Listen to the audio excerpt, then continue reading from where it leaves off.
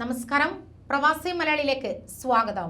മക്കയിലെ ഗ്രാൻഡ് മോസ്കോയിൽ മുൻ ഇമാമും മതപ്രഭാഷകനുമായ ഷെയ്ഖ് സാലെ അൽ തലീബിന് സൗദി അറേബ്യ കോടതി 10 വർഷത്തെ തടവ് ശിക്ഷ വിധിച്ചതായി report. Organisation for democracy in the Arab world ആണ് ട്വിറ്ററിലൂടെ ഈ വാർത്ത പങ്കുവെച്ചുകൊണ്ട് രംഗത്തെത്തിയത്.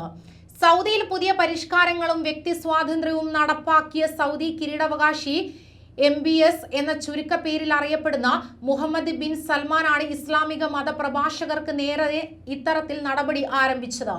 2018 മക്കയിൽ വിശുദ്ധ പള്ളിയിലെ ഇമാമായ സാലെ അൽ തലീബിനെ ആദ്യമായി അറസ്റ്റ് ചെയ്തിരുന്നത്. ഏതാനും മതപ്രഭാഷകരെയും മത നേതാക്കളെയും അറസ്റ്റ് ചെയ്തതിന്റെ കൂട്ടത്തിലാണ് സാലെ അൽ തലീബും അറസ്റ്റിലായതെന്നാണ് റിപ്പോർട്ട്. എന്നാൽ ഈ അറസ്റ്റിന് ഔദ്യോഗികമായ വിശദീകരണമൊന്നും തന്നെ സൗദി ഭരണകൂടം നൽകിയിരുന്നില്ല. കൂടാതെ ആണും പെണ്ണും ഇടകലർന്നുള്ള പൊതു സദസ്സിനെ വിമർശിച്ചുകൊണ്ടുള്ള പ്രഭാഷണം നടത്തിയതിനായിരുന്നു ഈ അറസ്റ്റ് എന്ന് ചൂണ്ടിക്കാണിക്കുന്നു. അതേസമയം പൊതുവെ സ്ത്രീകൾക്ക് കൂടുതൽ സ്വാതന്ത്ര്യം അനുവദിക്കുന്ന ഭരണാധികാരിയാണ് MBS. ഇദ്ദേഹത്തിന്റെ ഭരണകാലത്താണ് സ്ത്രീകൾക്ക് കാർ ഓടിക്കാനും സ്റ്റേഡിയങ്ങളിൽ കായിക മത്സരങ്ങൾ കാണാനും ഉൾപ്പെടെ ഒട്ടേറെ സ്വാതന്ത്ര്യങ്ങൾ അനുവദിക്കപ്പെട്ടത്. എന്നാൽ രാജ്യത്തിന്റെ മത സാംസ്കാരിക നിയമങ്ങളിൽ നിന്നും വ്യതിചലിക്കുന്ന വിനോദ പരിപാടികളും സംഗീത കച്ചേരികളും ഈ ഇമാം എതിർത്തിരുന്നു. എന്നാൽ ആഗോളതലത്തിൽ തന്നെ വലിയ അനുനായി വൃന്ദമുള്ള നേതാവാണ് താലിബ്.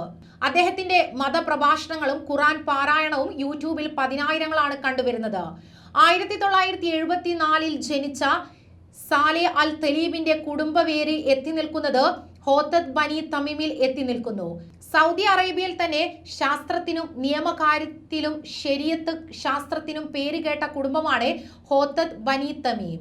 അങ്ങനെ MBS അധികാരത്തിലെത്തിയ ശേഷം 2017 രാജകുടുംബത്തിൽപ്പെട്ടവരെയും ഇമാമുമാരെയും സ്ത്രീ സ്വാതന്ത്ര്യത്തിനെതിരെ നിൽക്കുന്നവരെയും അറസ്റ്റ് ചെയ്തിരുന്നു.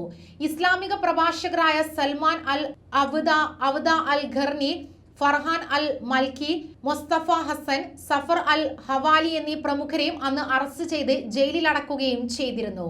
കൂടുതൽ പ്രവാസി വാർത്തകൾക്കായി ഈ ചാനൽ സബ്സ്ക്രൈബ് ചെയ്യുക.